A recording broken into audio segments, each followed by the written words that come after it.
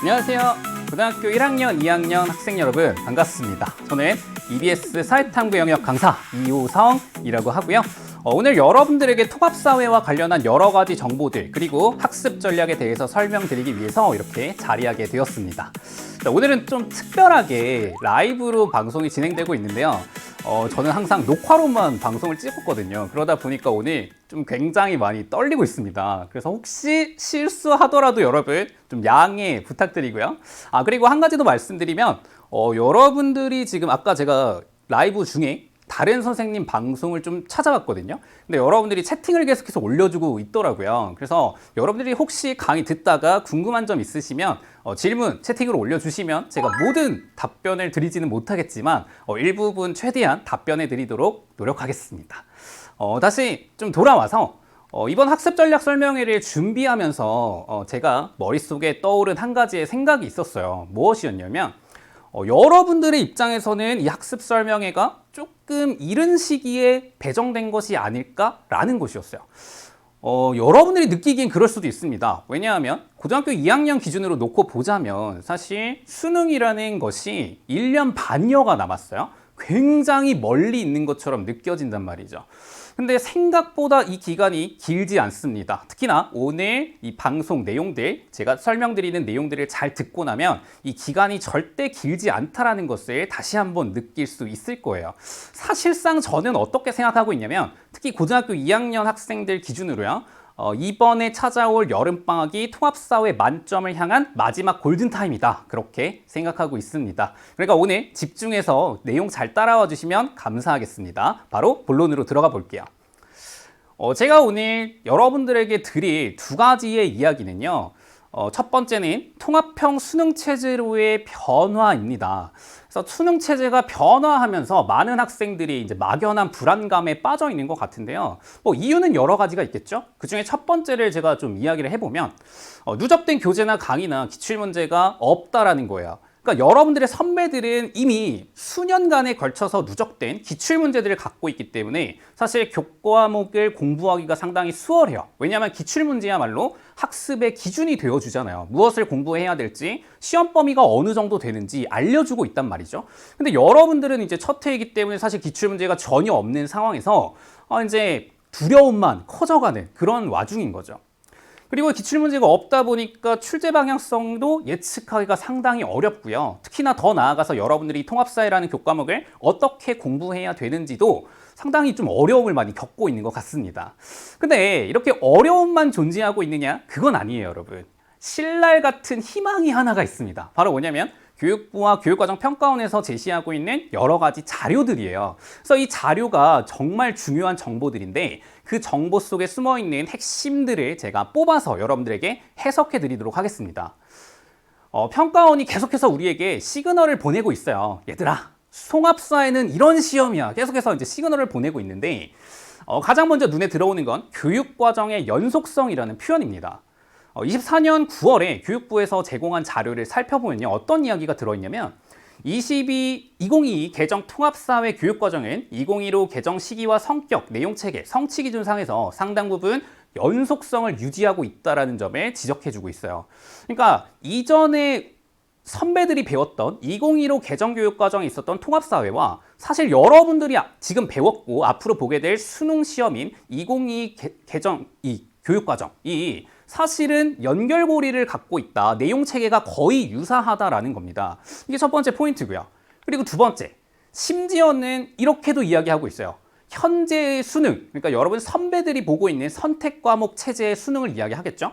현재 수능의 문항이 갖고 있는 장점이 유지되는 차원에서 문항의 형식과 틀을 유지해서 예시 문항들을 제시했다라고 말하고 있어요. 그러니까 기존에 우리가 보고 있었던 수능들, 그리고 특히 올해도 보겠죠. 27학년도 수능과 여러분들이 내년에 보게 될 28학년도 수능이 전혀 무관한 것이 아니다. 그러니까 사실상 기출문제가 아예 없다고 말하기도 어려운 거죠. 이해되셨죠? 자, 그리고 학제적이고 통합적인 접근을 시도한 문항, 다시 말하면 여러분들이 보통 이야기하는 통합형 문항이 되겠죠. 이 통합형 문항이 출제된다는 건 당연히 알고 있을 건데 그거 이외에도 각 영역의 특성이 두드러지게 나타나는 문항, 다시 말하면 각 교과 영역별로 이제 역사와 지리, 윤리, 그리고 일반 사회 이렇게 영역이 있는데 이 영역별로 내용이 두드러지는 개별형 문항들도 출제하겠다는 점을 밝히고 있습니다. 다시 말하면 이 개별 영역의 특성이 드러나는 문항이 바로 뭐예요? 현재 치르고 있는 수능의 문항들이에요. 그러니까 지금 누적되어 온 기출문제 중에서 일부분, 통합사회와 연계될 수 있는 일부분의 기출문제는 충분히 연계해서 출제할 수 있다라고 밝히고 있는 겁니다. 그래서 이런 부분들을 여러분들이 절대 놓치시면 안 돼요. 그래서 교육과정이 계속해서 연속성을 가져가고 있다는 것. 그래서 실제로 기출된 모의고사 문제들과 예시 문항을 좀 비교해서 보여드릴게요. 지금 글자는 잘 안 보일 텐데 여러분들이 문항 전체적인 느낌을 보시면 굉장히 비슷하다는 걸 느낄 수 있습니다. 공통적으로는 지도 자료가 제시되어 있죠. 그래서 지도에 위치 정보들이 각각 표시되어 있어요. 그리고 또 더불어서 강수량 그래프 그리고 기온 그래프가 제시되어 있어서 이 그래프를 토대로 지역의 위치를 추론할 수 있고 그 지역의 위치에 대한 특징들을 선택지로 물어보고 있습니다. 물론 예시 문항에 제가 선택지는 배제를 했는데 어쨌든 전체적으로 문항의 구성이 거의 유사하다라는 점을 볼 수가 있죠. 실제로 평가원이 기존의 기출문제들을 참고해서 이어서 출제를 하고 있다는 점 분명히 인식을 해두셔야 될 것 같습니다. 그래서 난이도는 조금 낮아졌어요. 사실 선택지의 구성을 보면 느껴집니다. 좀 디테일이 많이 감소되었고 꼬아내려는 어떤 의도들이 많이 사라지긴 했지만 그래도 요구하고 있는 추론 능력들, 여러 가지 능력치들이 거의 유사하다라는 점은 여러분들이 꼭 알고 가셔야 되는 부분이겠죠. 자, 그리고 이제 평가원의 두 번째 시그널을 좀 살펴보자면 28학년도 수능이 어떻게 변화하는지 여러 가지 요소들을 보면 또 느낄 수가 있게 됩니다. 먼저 제가 눈에 가장 먼저 들어오는 건 어떤 부분이냐면 이 선택 교과목 체제가 폐지되었다는 점 자체에 있어요. 이게 무슨 말이냐면 사실 여러분들의 선배들은요. 자신의 어떤 강점을 드러내고 약점을 숨기면서 시험을 볼 수가 있었어요. 그래서 내가 1학년 때 통합사회를 들어봤는데 사실 내가 잘하는 게 있고 못하는 게 있을 수도 있잖아요. 그래서 내가 윤리를 좀 잘해요. 그리고 막 지리를 좀 어려워하는 거예요. 그러면 2학년 때 가서 윤리를 관련한 교과목을 선택하고 수능도 윤리 관련한 교과목으로 수능을 볼 수가 있었어요. 즉 자신의 강점을 부각시킬 수가 있었다는 겁니다. 근데 이제는 모두가 동일한 공통 교과목으로 시험을 보게 되었죠. 그러다 보니 약점이 있어서는 안 돼요, 여러분. 약점을 극복해야 됩니다. 기존 시험에서는 약점을 숨길 수가 있었어요. 근데 이제는 훨씬 더 다방면의 능력들을 다양하게 요구받고 있다라는 것을 아셔야 돼요. 그러니까 시험이 통합사회, 고등학교 1학년 때 배우는 거잖아. 이거 훨씬 시험이 쉽지 않겠어? 라고 하는 건 착각이에요. 훨씬 더 다방면의 능력치들을 요구하고 있다는 점. 자, 그리고 시험은 상대평가로 동일합니다. 근데 좀 달라진 점이 있다면 통합형 문항이 출제되고 있다는 점, 개별 학문에 기반한 개별형 문항들은 여전히 출제될 것이라는 점, 이것도 놓치면 안 되고요. 자, 그리고 20문항 30분에서 이제 25문항 40분으로 좀 체제가 바뀌었습니다. 그러면서 문항당 1.6분으로 조금 늘어났어요. 조금 늘어났는데 이제 문제는 뭐냐면 마냥 편해졌네라고 생각하면 안 돼요. 이것도 교육부에서 제공한, 교육과정평가원이 제공한 예시 문항을 보면 좀 느낌이 오는데 기존의 수능 체제에서는요. 한 학문 분야의 내용들을 20문항으로 출제를 했어요. 그러다 보니까 조금 곁다리 문항들이 출제가 돼요.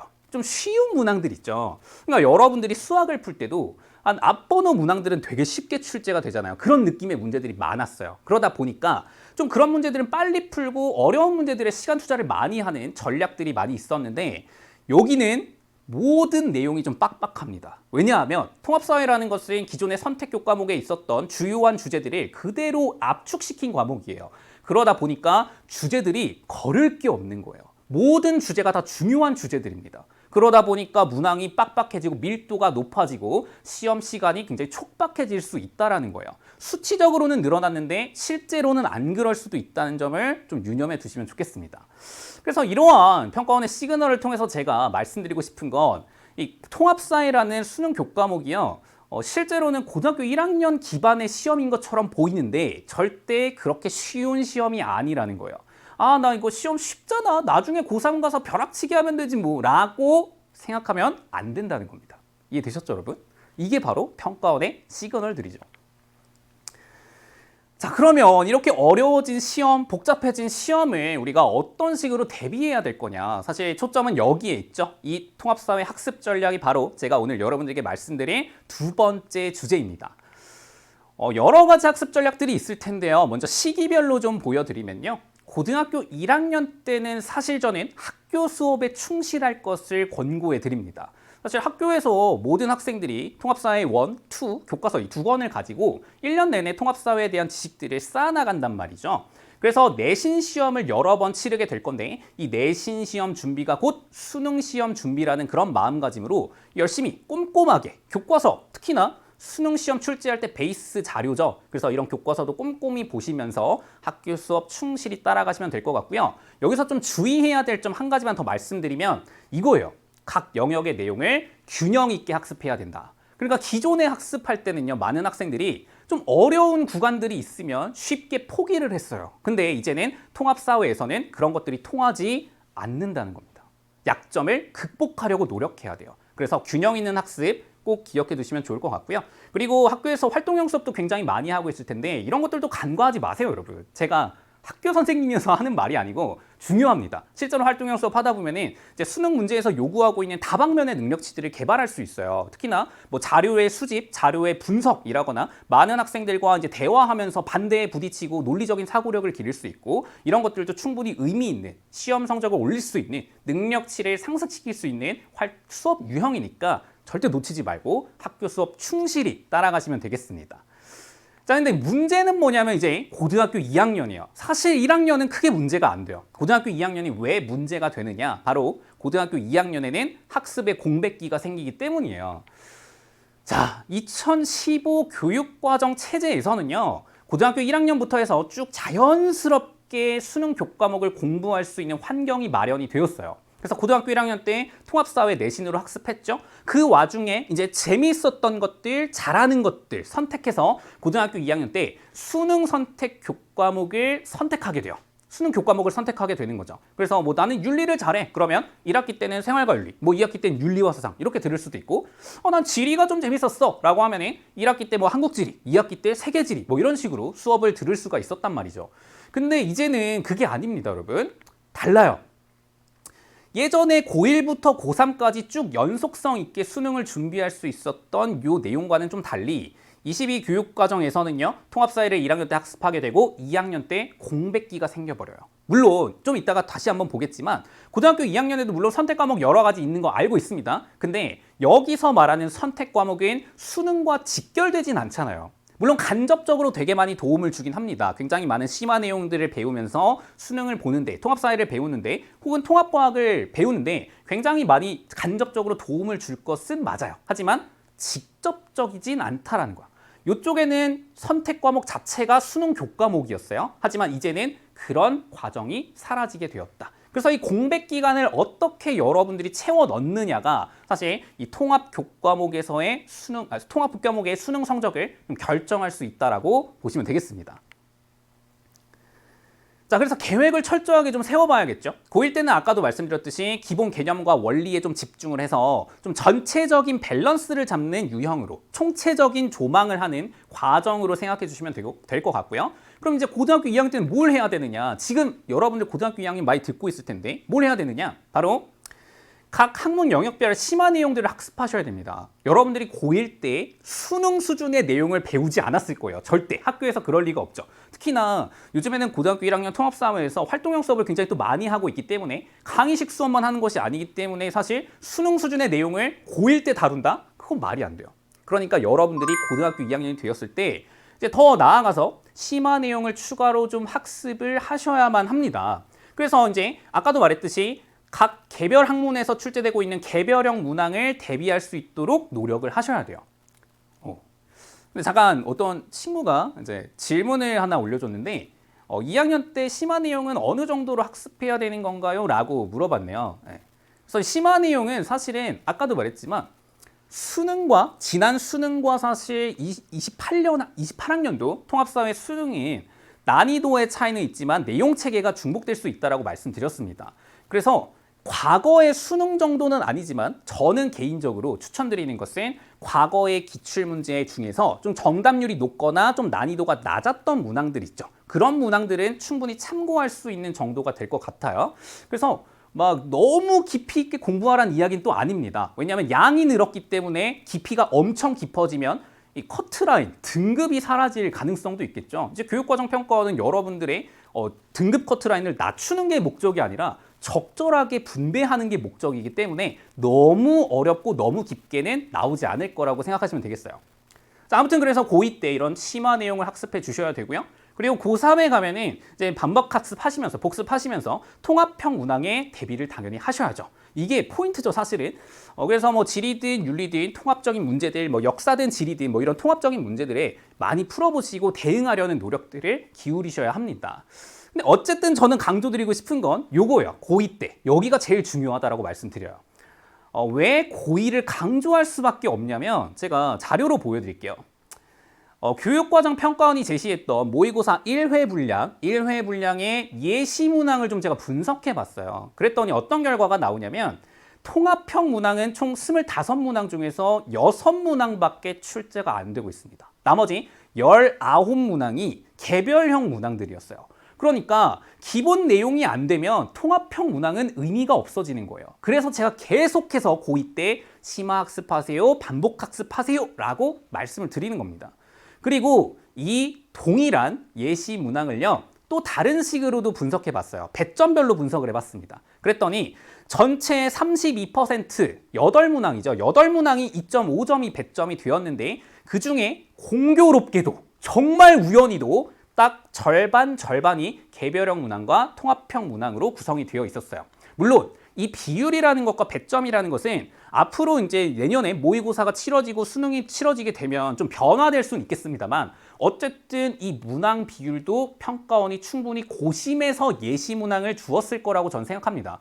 딱 한 회분 주고 있는데 대충 냈을 리가 없어요, 여러분. 충분히 밸런스를 고려해서 준 것이다. 그래서 평가원은 계속해서 말하지만 이 개별 학문에 대한 심화적인 학습을 강조하고 있고 그걸 토대로 여러분들이 통합적 관점에서 다양한 사회 현상들을 바라볼 수 있는지 그걸 또한 물어보고 있다는 거. 됐죠?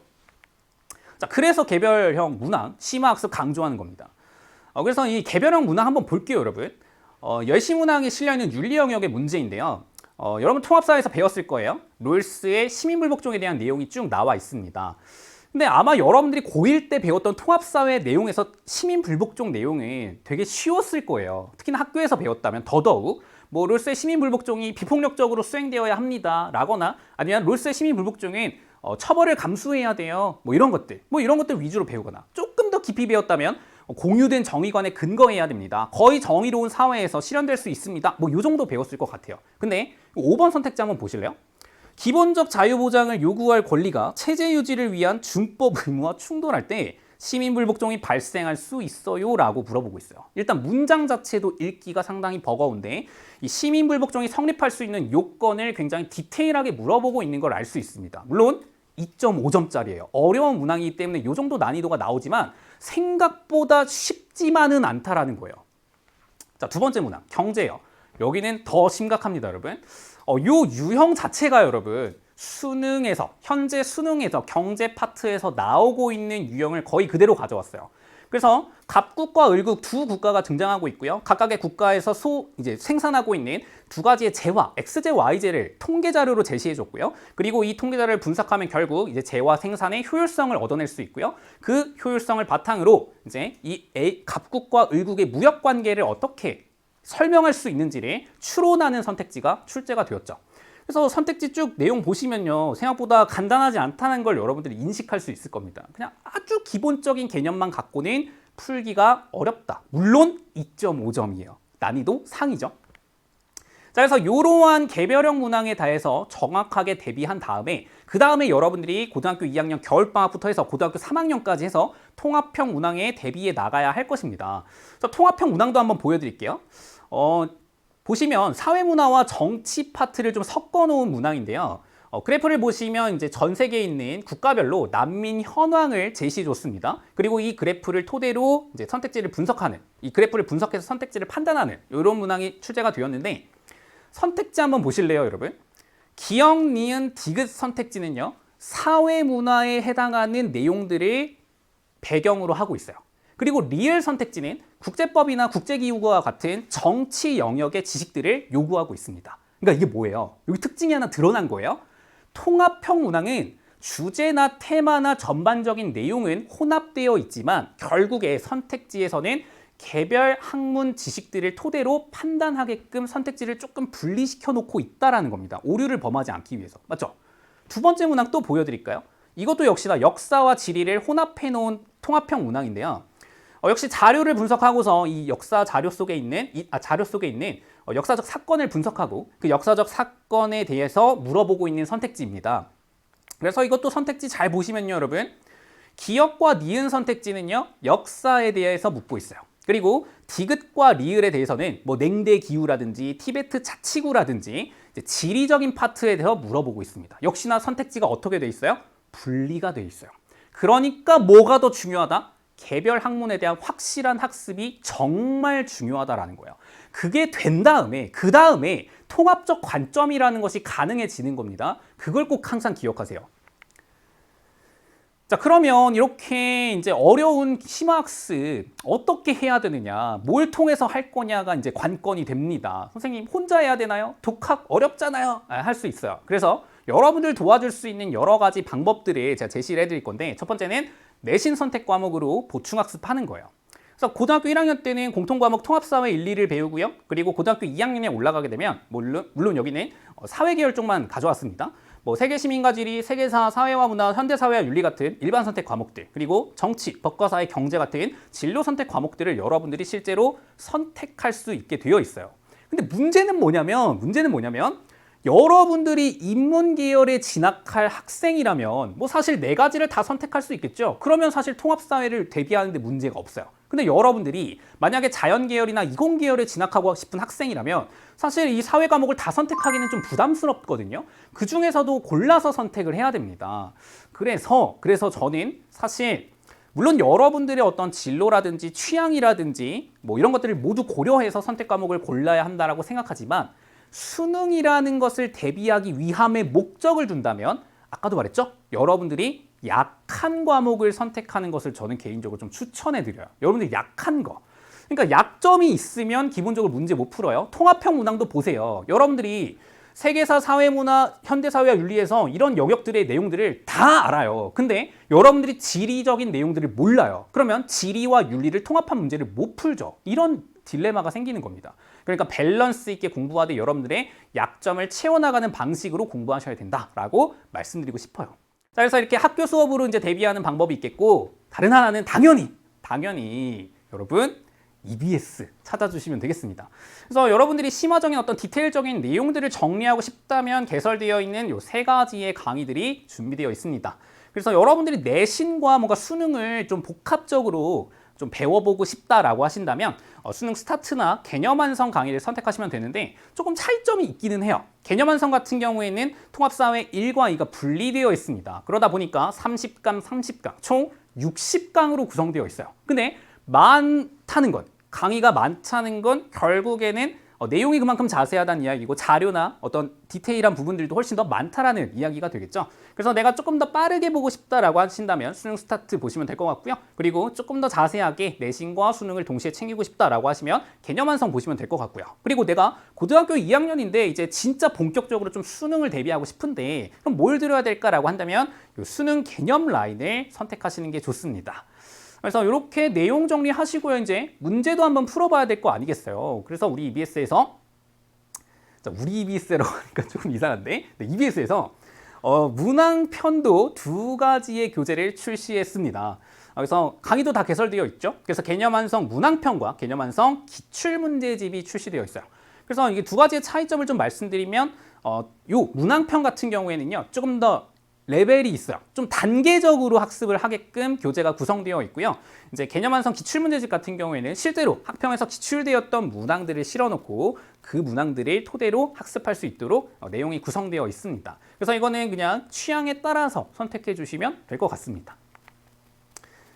자, 여기까지 해서 여러분 오늘 굉장히 긴 시간 동안 사실 굉장히 길었는데요. 여러 가지 이야기들을 해드렸습니다. 근데 제가 마무리하면서 여러분들께 꼭 말씀드리고 싶은 거 핵심 포인트 두 가지는 무엇이냐면 첫 번째, 통합사회가 고등학교 1학년 교육과정에서 출제된다고 해서 마냥 쉽게 출제될 것은 아니다라는 것 절대 착각하시면 안 돼요. 그리고 두 번째, 시험이 쉽지 않기 때문에 당연히 여러분들은 굉장히 전략적으로 이 학습에 임하셔야 된다는 겁니다. 그래서 고등학교 1학년 때부터 마음가짐을 좀 달리 하셨으면 좋겠어요.